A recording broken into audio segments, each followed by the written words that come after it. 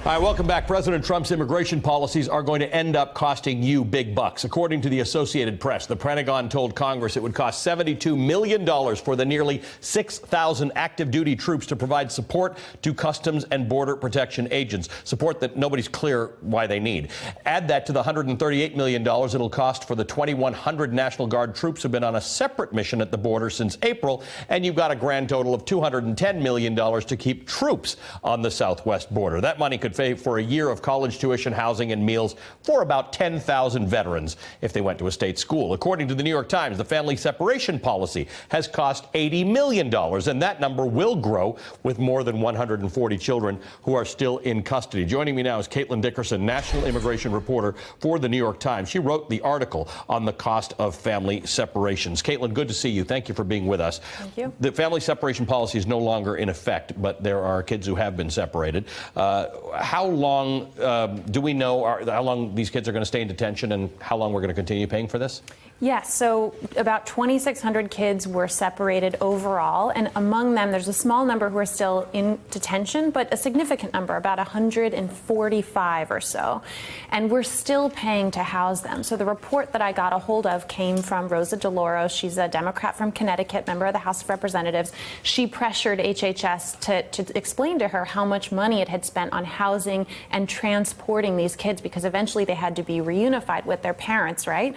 Thus far, it's $80 million, like you said, going toward their legal fees, their health care, DNA testing to prove their parents were who they said they were because they had been separated in their rapport records. Which you wouldn't have needed if they weren't separated from their parents. Exactly. And this 140 or so kids who are still detained, they're costing money every single day, not to mention, you know, that this is, of course, damaging to them as well.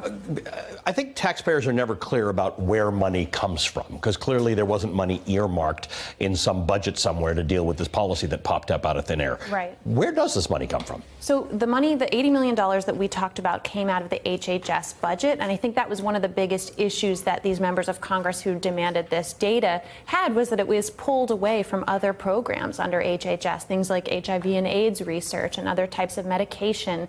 So that's why you see, you know, so many people taking issue. The other thing I want to point out about money is we haven't talked about the amount of money that's been spent in federal court on legal fees that have been required to defend the Trump administration's immigration policies. They've been tied up in federal court because there are since endless day one. court challenges. Exactly. And then there's the issue of the fact that we have a whole lot of asylum seekers. That's a backlogged process. It's not an entirely broken process. Donald Trump would have you believe everybody who seeks asylum gets it. The percentage of people who seek asylum, particularly from South America, who get it is quite low. It is. But there are going to be hearings and there are going to be backlogs for immigration and refugees now. That's also a cost. Absolutely, it's a cost. The backlog in immigration court just surpassed 1 million cases. 1 million cases. 1 million cases. And, wow. and it's really, you know, for me, I've been covering immigration for years. I remember when it hit 750,000 and we all thought, oh my gosh, how are they ever going to get through this number of cases? Now it's over 1 million. It's really hard to see how the process is going to be fixed.